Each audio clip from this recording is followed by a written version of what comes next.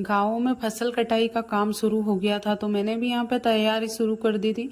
तो जो खाद की थैलियाँ थी, इनको मैंने पानी गिरा था उस दिन मैंने अच्छे से धो लिया था और उसके बाद फोल्ड करके यहाँ पे रख दिया था। तो जो फटी थैलियाँ थी उनको अलग से छांट कर रख दिया था और अच्छी वाली थैलियाँ थी उनको अलग रख लिया था फसल भरने के लिए। उसके बाद फिर अगली सुबह उठी तो चाय पानी पीने के बाद फिर तैयारी शुरू कर दी थी खेतों पर जाने की। तो उससे पहले मुझे बनाना था खाना, क्योंकि सुबह खाना बनाने के बाद फिर मैं खेतों में चली जाती हूँ काम करने के लिए।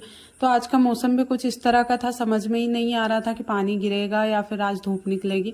फिर भी मैंने तैयारी शुरू कर दी। तो आज तुअर की दाल बनने वाली है। तो कोई सी भी मैं दाल बनाती हूँ तो सबसे पहले उसको धोती हूँ। तो घर की दाल रहती है उसको धोनी नहीं पड़ती, लेकिन बाजार की दालें रहती हैं तो ये धोनी ही पड़ती है। उसके बाद फिर मैंने यहाँ पे तड़का तैयार किया और उसमें दाल डाल दी थी।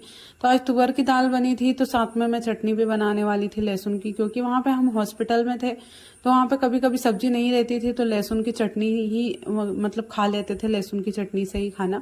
तो वहाँ पे इतना अच्छा स्वाद लगा मुझे लहसुन की चटनी का, तो यहाँ पे भी मैंने खूब सारी लहसुन की चटनी बनाकर रख ली थी।